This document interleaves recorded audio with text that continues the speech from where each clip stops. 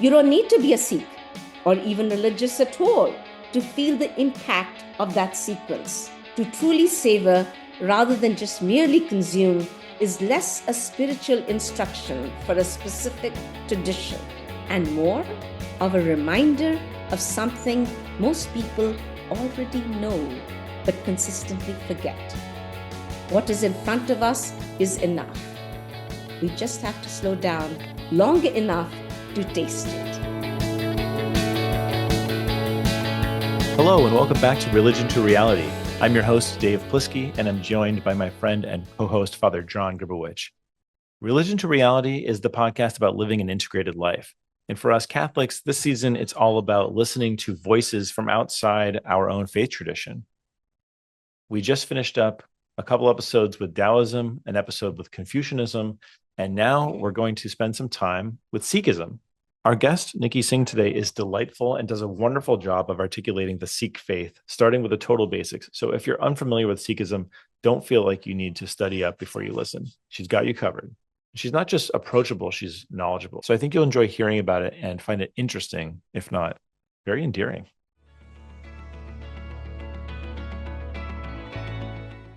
Today, we are joined by Nikky Singh, who is the endowed Crawford professor and chair of religious studies at Colby College in the USA. She is an internationally renowned scholar of Sikh studies.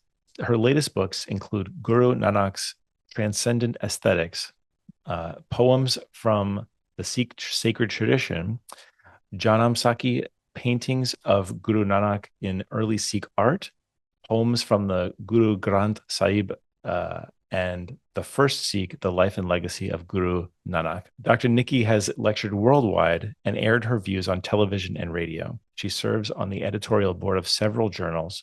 In recognition of her scholarship, Dr. Nikky has received numerous rewards. She was born in India and came to America to attend a girls' prep school. She received her BA in philosophy and religion from Wellesley College and her PhD from Temple University. Nikky, it's wonderful to have you on the show. Welcome. Thank you very much, Dave. It's a joy to be with you and Father John. Yeah, likewise. So we often like to kind of begin the show just by hearing about you. We'd love to hear your story as much as you'd like to share of it, and particularly, how your spiritual journey, played a role in your upbringing and today. Well, here I am today. It's in Maine. My academic year just finished. The summer is beginning, but lots of work to catch up on. I was born in India and I grew up there and in Patiala, the town of Patiala. So we are talking about the 60s. And my father had come to Harvard with my mom. And I was attending a Catholic school in Patiala. It was a day school. And they got special permission from Rome to have a non-Christian stay at the convent there. So I was with the nuns, with the Reverend Mother. So I learned a lot about Christianity and so forth. And my dad was at Harvard, at the Center for World Religions. So when he came back to Patiala, to India, there was a Center for Religious Studies that was established. And he was the chair of the first department of religion. As you know, India is a religiously rich country, lots of religions, but the academic study of religion really began in 1969 with this particular department of religion. And it was very interesting, Dave, because it was built like the form of a ship with different sails. So each sail represented a different faith. So there was Christianity, there was Hinduism, Buddhism, Jainism, there was Sikhism, Islam. And it was very interesting because in each of these units, they had cubicles for scholars, they had libraries, meditation rooms for each particular religion. And on top, they had light, flame, symbolizing that they were going to the same spot. So it was very interesting, and it was all water around it, fountains and so forth. So it was quite an intriguing architectural building. And that's what I was first my first, experience of spirituality, so to say. And they would have scholars from all over the world coming there. And so I grew up in that very pluralistic tradition. But I must say, the teachers, my Catholic nuns, had a great impact on me, because that's a school I attended from nursery through the ninth grade till I came to America. So those were very formative years of my life. And here I was a Sikh. I grew up in a Sikh home. I heard my Sikh prayers. I knew who I was. And yet it was the other. And we never saw it. It wasn't like I was being converted to anything, but it was just opening me up to a whole new world. And I think we cherished that. And so that's sort of my background. And then I came to high school here in America, to a little girls' school in Virginia. And that's where I took a course on American transcendentalists. And that's where I started. Who in the world am I? Till in India, we were very kind of, I grew up in the Punjab, which is primarily Sikh. We were quite, confident of our identity, so forth, but only coming away. And in India also, keep in mind, Punjab, it was the British who had, the colonialists who were our rulers. And so English was the medium of language and so forth. So coming to Virginia, and I was the only foreigner there. It was a small school, about 100 girls. And to think, reading that poem, Passage to India, who in the world am I? And I think it was longing for my language, longing for my family that really made me go into the Sikh world. Till then, I wouldn't have. And then I went to college, and Wellesley was very supportive. The teachers were there. What I do now, I think I'm stuck in those years. I've been at Colby College. It's an undergrad college. I've been here for many, many years. Why? Because those 4 years at Wellesley were just so nurturing, and it just opened up so much for me. That's where I took my first course on religions, and I did my honors thesis, believe it or not, on the Guru Granth Sahib, physics and metaphysics of the Guru Granth Sahib. And that got published as a book. That was my first publication. So that kind of set the foundations. But I think it was coming with Walt Whitman's, poem Passage to India, kind of, who in the world am I? This is not me, all this. I started longing for my religion, for my faith, for my language. And I went more and more into the tradition. So that's kind of the starting point. That's a really beautiful story.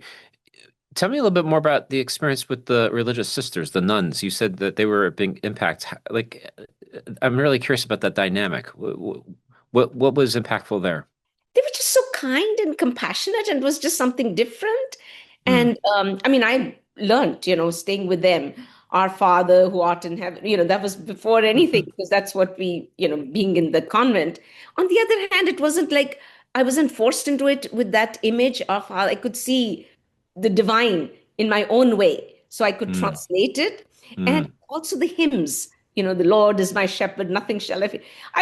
It just was something very, very, poetic and attractive. And I also had my Sikh world. So it was just like these two were parallel. It wasn't like I was, but I knew my Sikh world, but this was something curious about the other. I think that's what it was, as a kid. And also, we were primarily Sikhs, and also Islam was a big part of the Punjab. But after 1947, the Muslims had to migrate. And so there was nothing. The only Muslim I knew was the dyer, the persons who dyed turbans, the Sikh scarves, and so forth. And I would love to go into his little shop that was there and to see on Fridays his form of prayer. So I think it was maybe just a curiosity about, how other faiths are practiced. So I had that. And India was just so plural. My grandmother's place, we had no TV there, no electricity, but you would see processions. There are the Jain monks going. We talk about, wearing masks now. I would see these people wearing all white masks, brooms in their hands and walking. And I remember asking my granny the first time, who are they? And those were the Jains, for whom all life is very important, and they don't want to breathe in any insects or germs lest they kill them. So it was kind of a religious education that you received everywhere in India. Yeah. Speaking of education everywhere in India, I don't know if this is just me, but it seems like a high percentage of Indians who move to America have gone to Catholic school, that I meet at least, have gone to Catholic schools. Are Catholic schools really common in India, or what's going on there? That's a good question. I think it's a legacy of the British. The missionaries were there. And somehow or the other, people started feeling, for the girls, convent schools, and for the boys, it was these, private schools. The British schools, like Doon School, for example, is a very popular one in Dehradun and so forth. So public schools, what we call private here, the public schools in India that were started by the British. So I think this is kind of a colonial legacy. And to be honest with you, Dave, I do regret it because I never learned my own language. I didn't learn Sanskrit. It was only coming here that I would go back home every summer and then study my own mother tongue and Sanskrit, which at a later stage is much more difficult. I wish I had learned it earlier. So there were some pros and cons. We were kind of open to the other, but at the same time, there was a lot that was lost with our own Indian schools. So help us to understand Sikhism a bit better. I think probably a lot of listeners maybe don't have any experience with it and maybe are pretty unfamiliar. So could you give us just a basic overview of what the religion is all about, what your belief system looks like, how the practice is observed, and those types of things? Yeah, so the Sikh religion, it's Sikh, that's the name, the term. And it was founded by Guru Nanak. He was born in 1469 in Punjab. You can well imagine 15th century India, how vibrant it was, how religiously rich it was, how pluralistic it was. So there were lots of Hindu schools of thought. There were the Jains, there were the Buddhists. And that's when Islam is entering into the country too. The Lodis have been there, the Sultans have been there. But Babur comes to India and establishes the Mughal Empire in 1526. So you have a whole lot of religions. And just think about it. When religions are when we feel insecure, Hinduism has always been there. Islam is coming. And people are feeling more and more insecure. And as they do, they become more and more fundamentalist, orthodox, and so forth. So Nanak is born in this period. And he has the vision of the infinite one, oneness. So what is Sikhism in a nutshell? It's the word Sikh is really a disciple, a student, a seeker. So you're always seeking. And Nanak was a seeker. He never gave answers. He had lots of questions. Who knows? And all the rigid systems that he inherited, that's what he kind of contradicted. And he brought religion to the person, to the emotional, to the individual, rather than following, these categories. And he told everybody, he traveled a great deal. So Nanak is somebody who has this angst, he has this spiritual longing, but he's in a culture where who were his peers? They were the yogis, they were the renunciates, whether these are Buddhists, Jains, and that was to find spirituality. People had to give up the world. They denounced their bodies. They had to conquer their bodies. So he was very much lost. He was spiritual, but this is the mode of spirituality. So there was a lot of angst there. And then he had this vision. He traveled a great deal. He met with people. He traveled. In those days, to travel by foot, going all the way to north, south, east, west. But that was the way to learn about the world. Visit different places, religious places of worship. He met with so many people and interacted. So I think he was very much, wanting to know, wanting to learn. So that Sikh spirit, seeking out. And he had lots of conversations with people, dialogues, and more and more he discovered himself and his vision that there is only one reality. One. That is the quintessence of the Sikh religion. Ik Onkar. One being is. And I want to emphasize this one because, monotheistic religions, Judaism, Christianity, Islam that came to the country, but follow that one. But Nanak's one is different because this one is all inclusive. It does not exclude anybody. So this is something, and it's a numeral. And in that numeral, you can plug in anybody. You can plug in Yahweh, you can plug in Buddha, even though it may be nirvana, emptiness, that too is a part of one. or Hindu gods, goddesses. It really doesn't matter because that is one. And I think that was his message. And with that message, he wanted to get rid of all the social hierarchies that we had, gender biases, religious biases, all these prejudices. I'm a Muslim, I'm a Hindu. And they say that the first words after his vision, after his mystical experience, he pronounces, there is no Hindu, there is no Muslim. And that's not to deny, I mean, this is Hinduism, India, one, pluralistic, polytheistic, however you want to say, and this monotheistic traditions coming together. And he says, these are just categories. Let's go beyond them and let's recognize our humanity. More important than anything is to be a good human. So kind of those external categories, those rigid systematizations that people were so bogged down with, I think he wanted to get rid of that and really show the oneness. We are humans. And where can we find our transcendent realm? Where can we experience the oneness in everyday life? That was really his message. No, it's really beautiful, and it reminds me of Saint Paul in the New Testament, where he's like, Gentile, Jew, woman, man, no more, all is one. That sense of oneness is very much at the very heart of like when we hear things of communion, like when we all are in a common union with each other. The thing you mentioned is interesting is like that I always find interesting is like, we're all just called to be good people. And how do we become good? What would be the system of like, we would say this would be like virtuous living in like, say, the Christian tradition.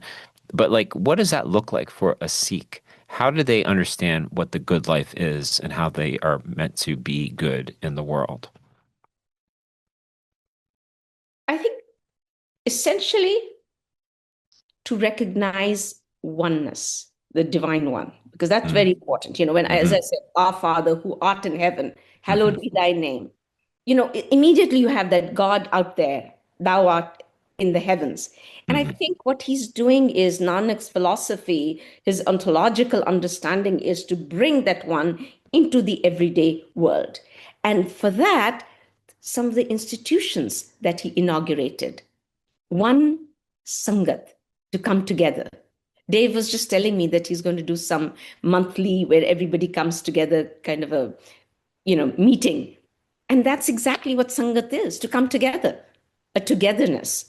So it was not to renounce the word. So what he's doing is he's bringing people who were kind of leaving the world. So Sikhism, marriage is important. You marry. It is in the everyday world, in the secular world, that you experience the sacred. So Sangat, being together with family, being together with your community, being together with the wider world, and recognizing your human responsibilities. So everyday work, everyday action is very important. So nothing is said, this is good and this is bad. So that's one. The other one is Seva, which is selfless service.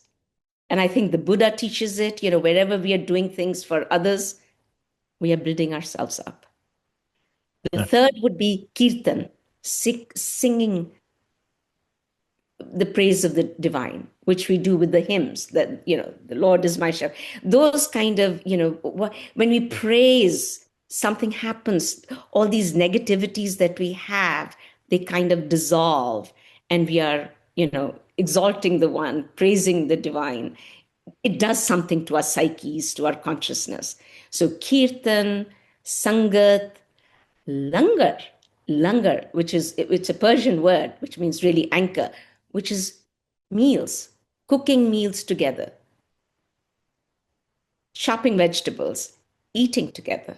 So if you ask any Sikh, what's a basic institution? Langar.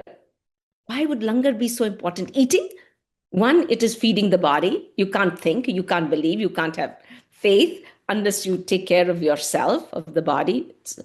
But also, it's also breaking down those barriers. What is polluted? What is, pure? Because there were all these kinds of religious obligations. The Muslims won't eat this, and the Hindus won't eat it, and the Brahmins won't eat this. So all these food categories and who you sit with, all those were kind of denounced by Nanak. So everybody sits. So, and this is, keep in mind, this food is not charity.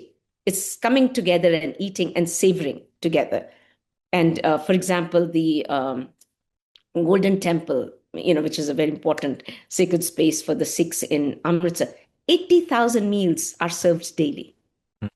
Mm. And everybody's anytime, and even here in America, in Europe, wherever there are gurdwaras, go sit, cover your head, sit down, and you eat together.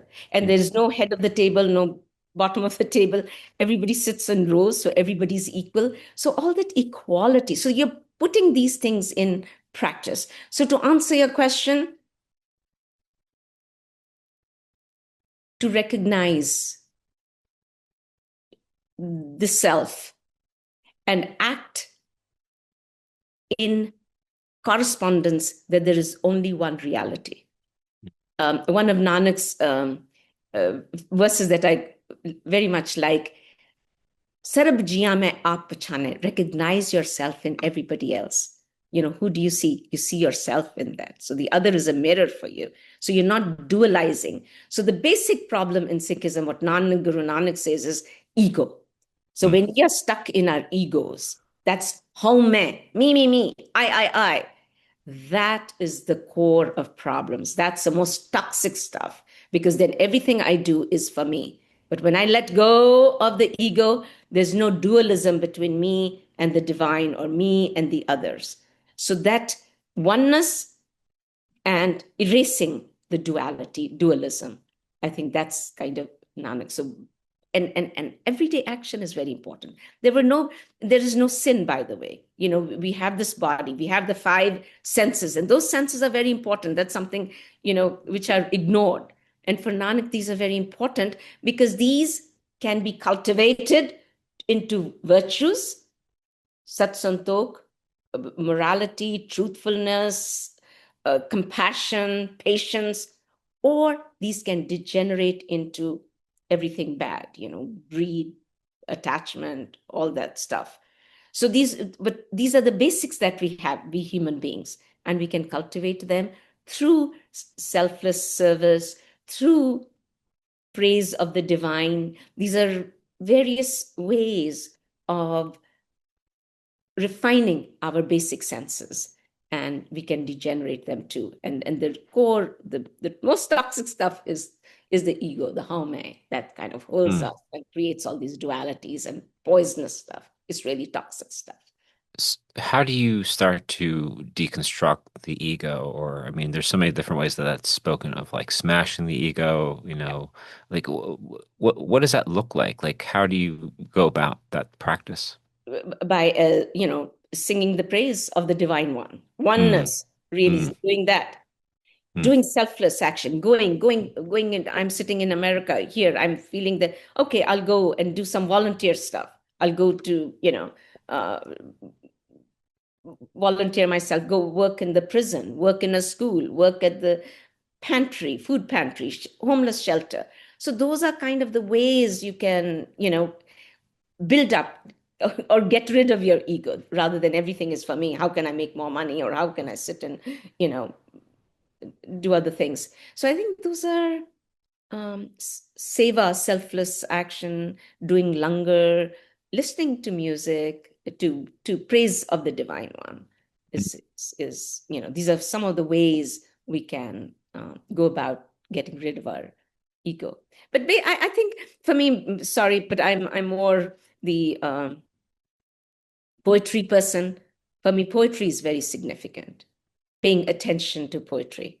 I had, for my annual, we have an annual lecture for my department. And this year I invited Professor Francis Clooney, who's a Jesuit priest. He's at Harvard, has been there for many years. And I just wanted to give him a topic. I said, I want you to speak about poetry, the function of poetry, because it does something to us, and it makes us be more attentive and so forth. So those are some of the ways we can build up our humanity and get rid of our individual ego, poisonous ego. I love what you're saying about trying not to label the world as this is sacred and this is profane, but recognizing the divine in everything. And a lot of what you're saying seems to be focused on the self and the individual improvement. But you did mention a sacred temple or a temple, and I know that there are places of worship for Sikhs. Can you tell us more about kind of what worship looks like and what the community life is like? Sure. So the Sikh temple is called Guru Dwara, door to the Guru, door to enlightenment, Guru enlightenment, knowledge. So that's what it's called. So it's not a mandir, it's not a mosque, not Hindu. So Guru Dwara is the Sikh space. You go in. The first one, the kind of the iconic, the inaugural Gurdwara, had four doors, which were an architectural symbol that all four castes, because in India, the caste system was very stagnant, it still is. And we have our own Wilkerson, who wrote that book on caste and its origins, in America. It's so important. Even Martin Luther King, when he was in India, he was called an untouchable. And he was like, oh, me an untouchable? And then he realized, yes, I am an untouchable. So that caste system was broken by everybody is welcome at every stage. So, and that the center is the sacred text, which is all in brocades. It's the book. The book is the center. There's no image, no icon, no sculpture, no painting. It's the book, the holy book. And that's 1,430 pages long. And it has the poetry, the verses, sacred sublime verses of the Sikh gurus, not only of the Sikh gurus, but also of Muslim saints and Hindu saints, Bhagats and Sufis. Where would you find a text, a sacred text? And this is the most sacred entity for the Sikhs. Nothing more sacred than the Guru Granth Sahib. And it's opened every morning. It's considered to be the body of the gurus. And it's closed every evening. And the recitations from it are the form of Sikh worship all day. And this is poetry. Poetry to whom? Poetry to the divine one. Everybody is in. So there's no, again, the text itself, the sacred text itself, dissolves those differences and segregations amongst religions. So because we want the one. And do you regularly go to gurdwara? And are there clergy that are doing something, leading people? Again, very, very important. There's supposed to be no priest, no rabbi because the Guru Granth is the guru. That's the guru, and you are the, person interacting with it. So you don't need anybody. But yes, in gurdwaras, you do have people, they're called granthis, the ones who read the Guru Granth Sahib. And so you have that. You also have people reciting. Kirtan is part of it, so you have musical instruments and so forth. So kind of drawing your attention where you're kind of singing the verses. Most of the book, it's very interesting, most of the book has been put into musical melodies, 1,430 portfolio pages. Most of it is in the classical 31 raga system. So it is to be sung. So it's a very, very aesthetic mode. Worship, what is worship?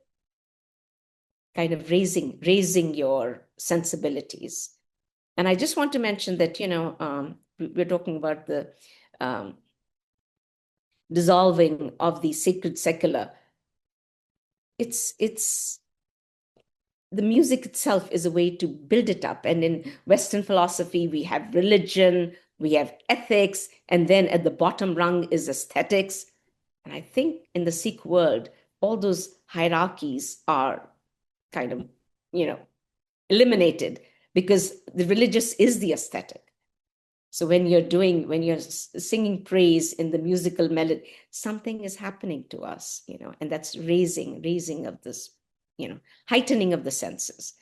And again, that's why the importance of the body to me, which is sometimes we denounce and reject. What is the evolution of the hymns, the scripture? Like, how far back does this go? Is it an open source or open canon? Do things get added to it, or like No. how does it evolve? Or Yes, good question, Father John.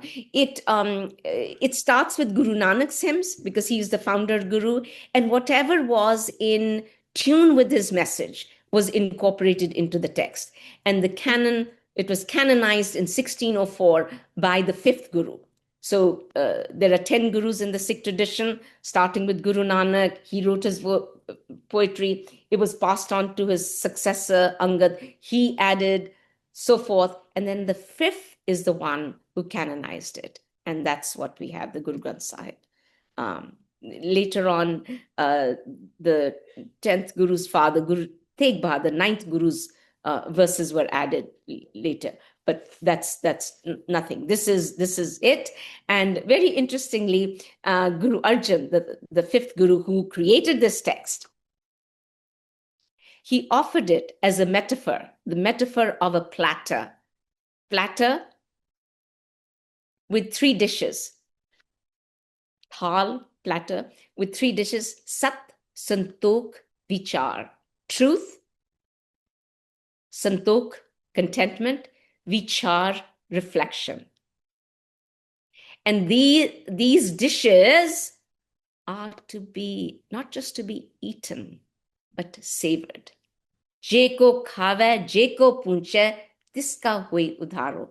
Liberation is attained not by mere eating, which is kind of very physiological and so forth, but savoring, punche. And that word, I feel in today's parlance, it's becoming very popular. Who is it? Laurie Santos at Yale. She teaches a course on happiness, and it's so very popular. And the basis of it is savoring. And this is something I've been emphasizing for many years, and to see that it's becoming very current and kind of taking on a new importance in contemporary times really makes me quite happy, because this is what Guru Arjan, 1604, this is how he offered the text, to relish its, to savor its ingredients. And so and the ingredients are what? Hindu, Muslim, Sikh, in any way. It's the poetry addressed to the Divine One. There are no narratives there. There's very barely any historical, inklings that we find in the Guru Granth Sahib. So it's just kind of a, things that are coming. It's kind of sacred poetry, kind of taking us. This is the way to answer your former question. How do you break that ego? By being in that mode where you praise the One, whether it's through music, whether it's through reading the text. And it's very simple. So the worship itself, there's no particular hour. You can come and go anywhere. And a big part of it is having the meal, Langar, where people are going, cooking, cleaning, whatever you want to do, cleaning dishes. It's all, everybody participates in it. Nobody is like, so you're participating in your own different way. And it's not charity, and then you eat together. Sing together, eat together, be together. It's the whole emphasis is on togetherness. What could be more mundane than eating? But this is the most sacred. Each morsel, may I remember you with each morsel. That's what the gurus sing. And liberation, the fifth guru who canonized the text, what does he say? Hasandya, khelandya, penandya, khavandya, viche hove mukt. Mukt, is liberation, ideal of Indic philosophies. Hasandya, while laughing, while dressing up, while playing, while eating. That's where we attain liberation. And wherever you're, another one, jahan bekunt, jahan kirtan tera, that's paradise where your praise is sung. So the Divine One's praise, wherever we sing that praise, that becomes paradise. So the paradise is not beyond, it's right here, wherever we remember you, wherever we remember.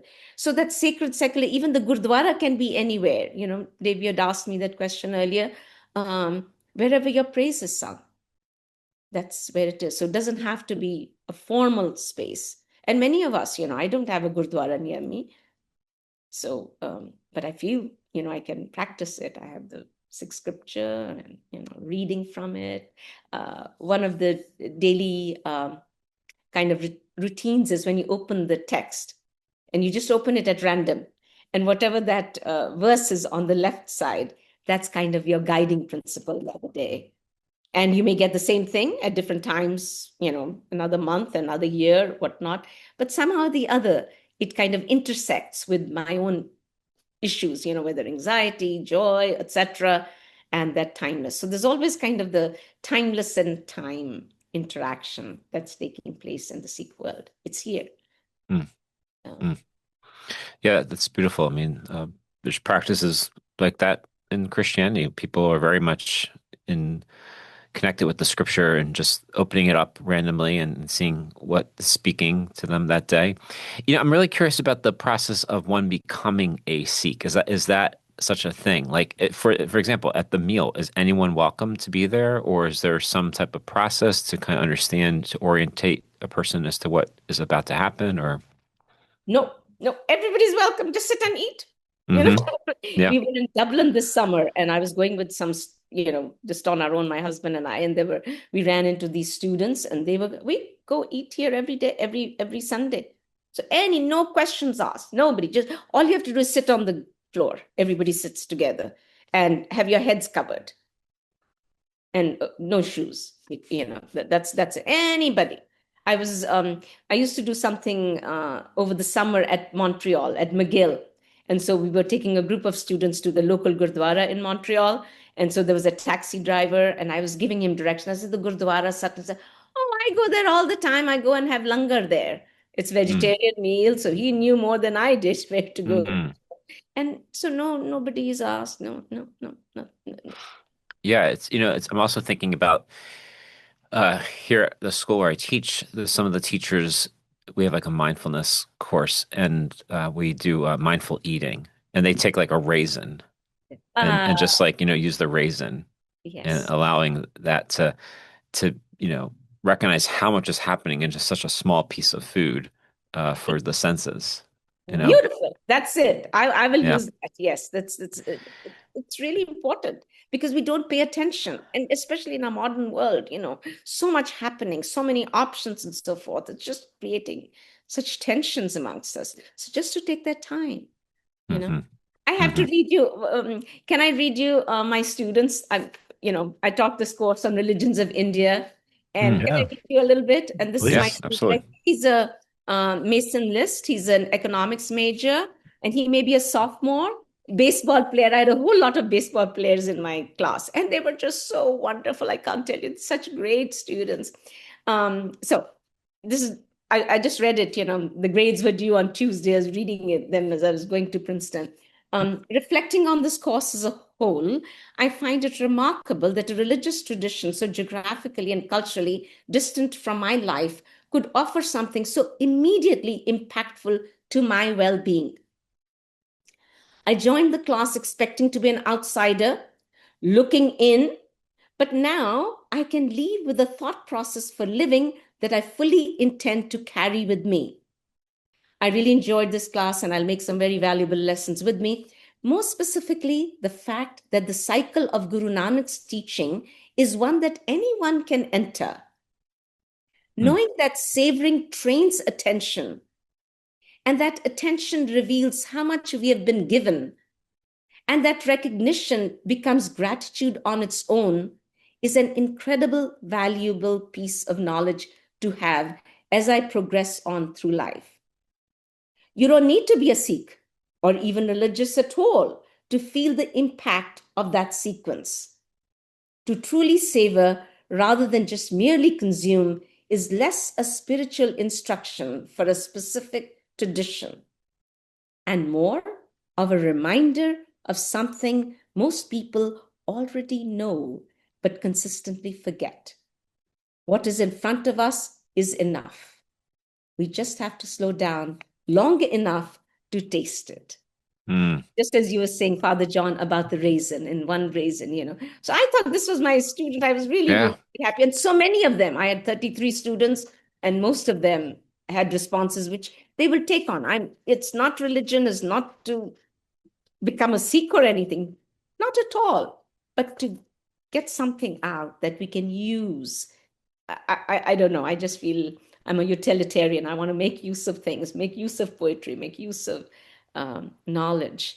And Yeah, absolutely. I mean, that comment's beautiful. I'm going to steal all that for a homily. So there you go.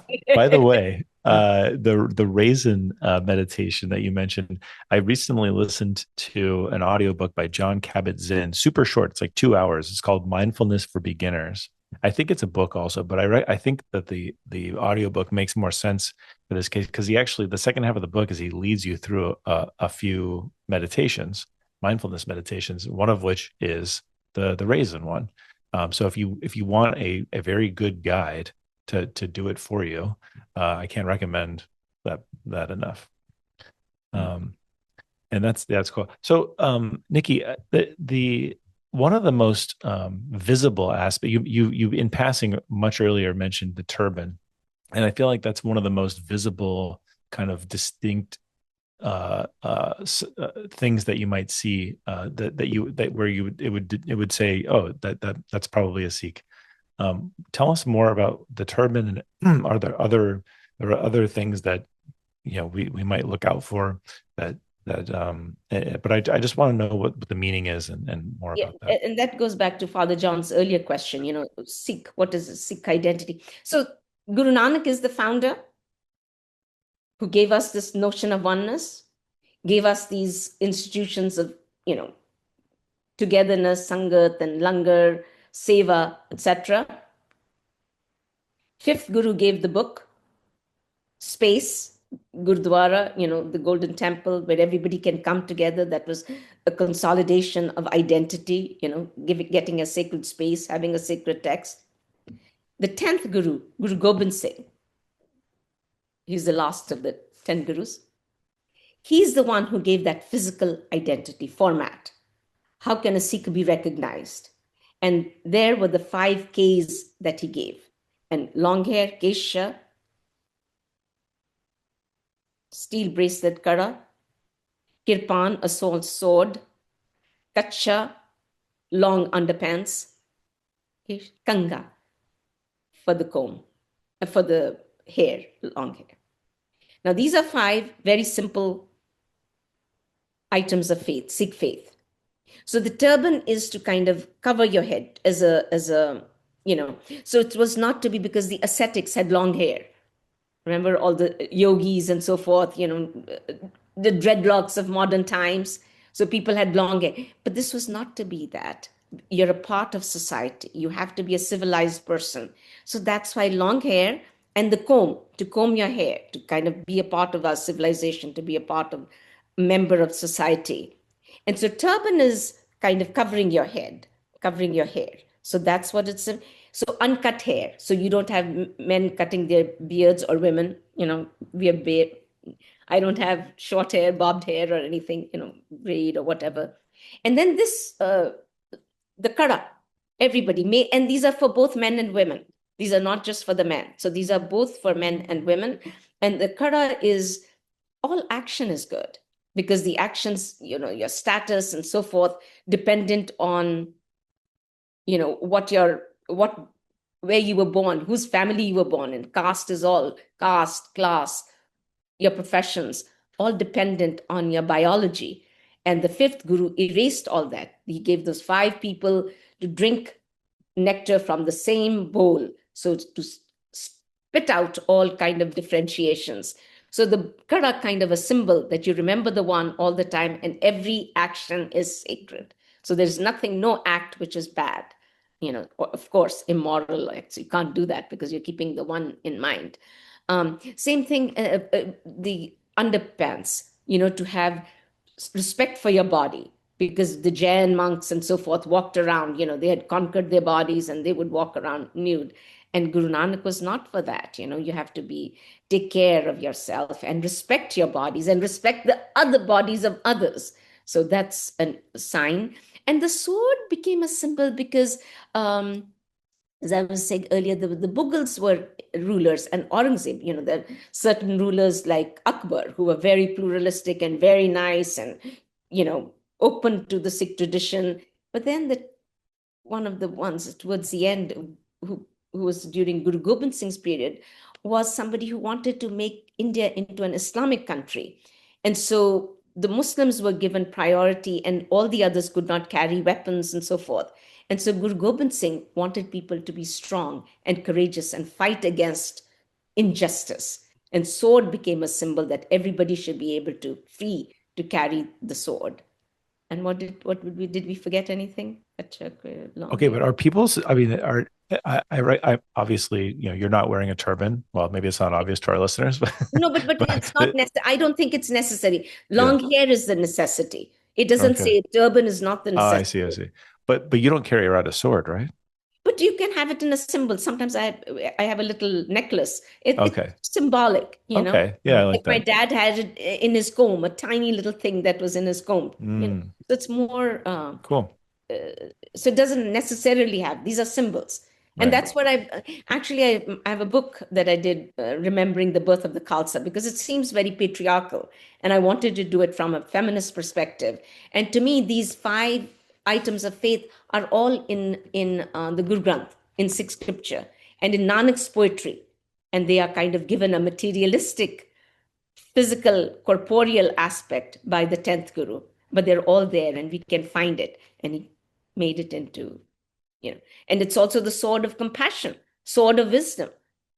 That's what the woman carries to fight out all her inequities and injustice and so forth.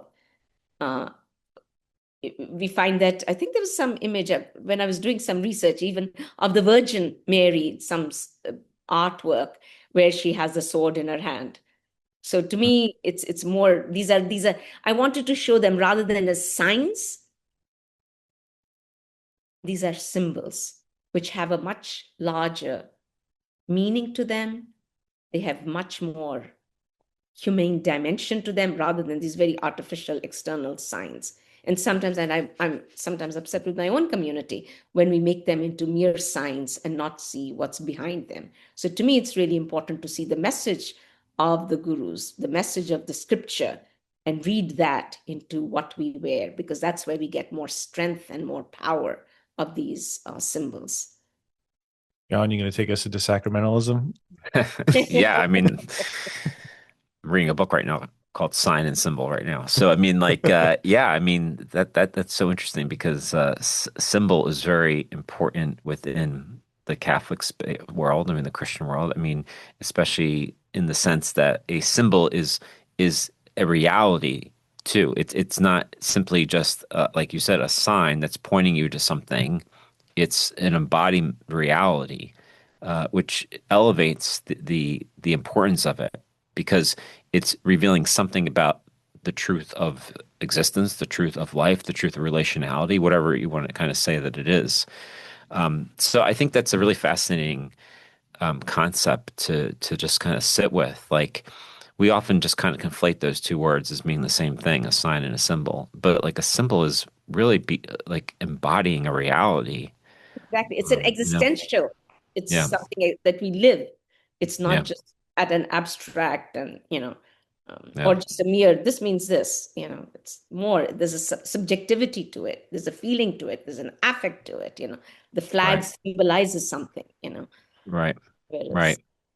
No, that's really powerful. It's something I want to chew on a little bit more in the way that you described it too. So it's beautiful. Nikky, before we started recording, you were telling me about how there were these verses right at the beginning of the Guru Granth Sahib that are all about listening, and we always close out our conversations about listening. So, can you tell me a little bit about that? For Guru Nanak, 3 things are very important: suniye, maniye, man kita pao. Suniye, listening.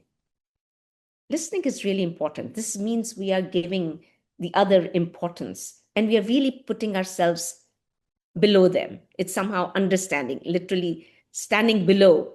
Let them speak. Usually it's our ego. Even before we listen to somebody, I'm ready to say something. So listening is really, really important. So there are 4 verses in the Japji on listening. And then the next thing comes, maniya, maniya. So you listen and then you take it to the second level, which is really kind of imbibing it, embracing it. I've started translating it as embracing. And then man ki tapa, to nurture love. Love is the essence, quintessence of Nanak's philosophy, Sikh philosophy. Guru Gobind Singh to Jin Prem Kiyo, Tin Hi Prabh Payo. Only those who have love find the divine one. This is what we find in Sufism, we find in Buddhism, even Lord Buddha, to have the love that a mother has for her child. Love, the sermon, Jesus' sermon on the mountain. Love, love, love is so important in all religions. And that's something, Dave, we have forgotten. We don't have the capacity to love. And that is love because we are so centered on ourselves. How can we nurture that? So listening and then embracing what we listen to, that's very important. And that leads to kind of love. And love is just not at a romantic level. It's just really fighting for injustice. What Martin Luther King, injustice anywhere is everywhere, so to say. So we have to, the world is at a very, we're going through some tough times, and it's important to inculcate those, and love really, and I want to say that my latest book was really on philia, love for what? Love for the theos, for the divine. That's very important. And the divine is, once you recognize that one is everywhere, one is infinite, one is within you and me, you have a different attitude. So love for the divine, love for the body, somatophilia. And that's my big thing. We are our culture is very somatophobic. And, I can't eat this, I can't do this, I can't, we just create so many rules and regulations. And something that takes us away from our bodies. Unless we love ourselves, we cannot love anybody else. So to have love for our body, because these are the senses that we have, and to inculcate them and refine them, hone them. So theophilia, somatophilia, love for the body, anthropophilia, love for human beings. We cannot exist in isolation. And that's where, where listening comes in, helping others out comes in, being with others comes in. So all those are very, very significant. And then biophilia, this world is sheer magic. Let's take a walk out. Just what we see. We are just, most of the time, it's just that we have become so inundated.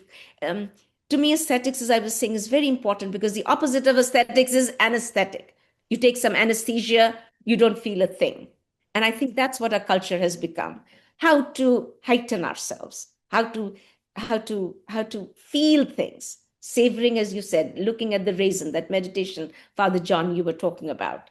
It's all it's through our senses. What am I seeing? What am I feeling? And this world is beautiful. We are made to look too much out there, out beyond, into the heavens, and we miss out all here. So Guru Nanak says, instead of death and so forth, look at where we are born from. Who's our mother? What's the womb that we came from? And he has beautiful scenarios in the mother's body where the divine is. The divine has the hand on the fetus. Those are beautiful images, and something that humans forget. So to me, that recognition, to feel the magic in this world out there, we take for granted these stars. If we saw them once in a blue moon, we would be so excited, but we have become so, it's all there, never feeling, never seeing things. So to smell and see and feel and taste that one everywhere. To me, that's religion. So it's not somewhere else. It's not going to the gurdwara. It's here and now. So, but anyway, there are 4. Get my translation. I've been translating 6 scriptures. So Harvard University published my translations. HarperCollins did years before. So I do a lot of because the translations kind of ruin the original. The original is very simple and beautiful. Guru Nanak, all the gurus did not speak in elite languages of Sanskrit or Persian or anything. It was the everyday vernacular. And that's what it's there.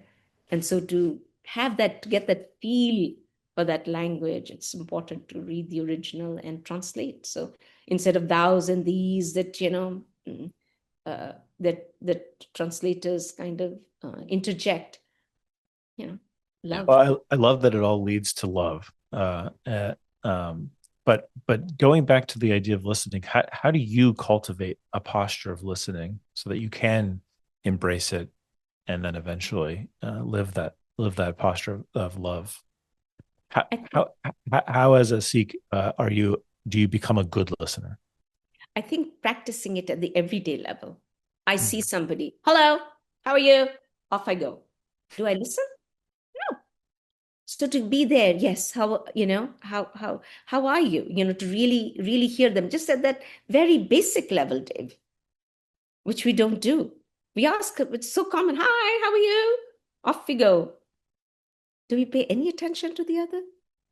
I think listening is what Nanak says, recognize yourself in the other. Do I see this person? Are they in pain? Are they happy? What's going on? To kind of connect with them. It's a relationality. Mm-hmm. It's an intersection of the me and the other coming together. That's what listening is all about. And it requires patience. It requires patience. We don't have patience today. Too many things to do. I have to do this. Every second is taken up. So I think it's patience, attentiveness.